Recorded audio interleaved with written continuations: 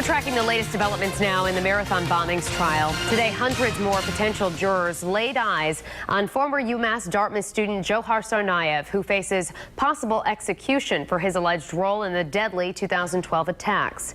Eyewitness News reporter Jared Pleiner joins us live now from federal court in Boston with details on the second day of jury selection. Shannon, good evening to you. Well, the media presence has dramatically decreased from yesterday. You got to see it for yourself, but that's expected to ratchet back up again in time for opening statements projected to be in late January. For the time being, the task at hand of narrowing down over 1,000 people into a mere 18 continues. A bitterly cold one outside Boston Federal Court Tuesday, day 2 of Tsarnaev jury selection. 800 to 1,000 have now made their way through the jury assembly hall. 400 to 500 left for Wednesday. Defendant Jurors Tsarnaev appeared less fidgety than on Monday, mostly looking down, sometimes at the judge, but not at those summoned. Judge George O'Toole and the government to his left. The judge hearkening back to the grievances against King George III in stressing the importance of the American jury. Quote, "In our democracy, we have committed these solemn and important decisions not to judges answerable to the sovereign alone. We have committed this important duty to ourselves collectively as the people."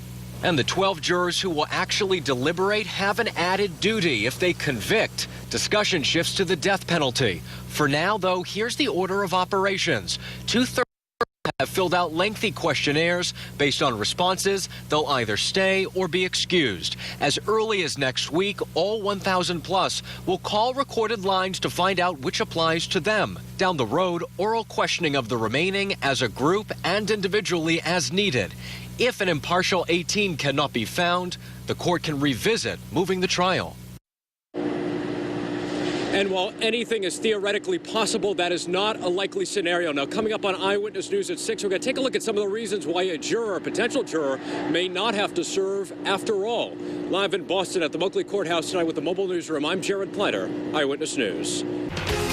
Now we turn to the Boston Marathon bombings trial. Today was day 2 of jury selection. Hundreds more prospective jurors were brought in to receive instructions from the judge, with the surviving suspect, Jurors Tsarnaev, sitting right next to them. New at 6, a look at some of the reasons why a potential juror may not have to serve. Eyewitness News reporter Jared Pleiner is there now live outside Boston Federal Court.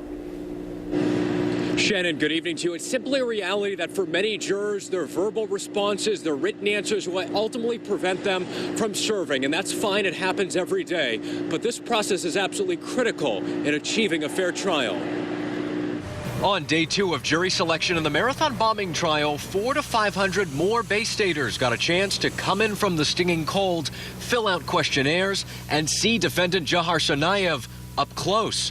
Tsarnaev did not look back, only down or at the judge. He whispered to attorney Judy Clark, "One more day and all 1,000 plus will have been greeted." Veteran Judge George O'Toole spoke in eloquent prose about seating a panel of 18 regular citizens and their almost sacred duty. Quote, "You do not need to have any special education or experience to be a juror. What you do need is a commitment to do justice." Who they are and are not, at least 18 years old. Anyone over 70 can ask to be excused.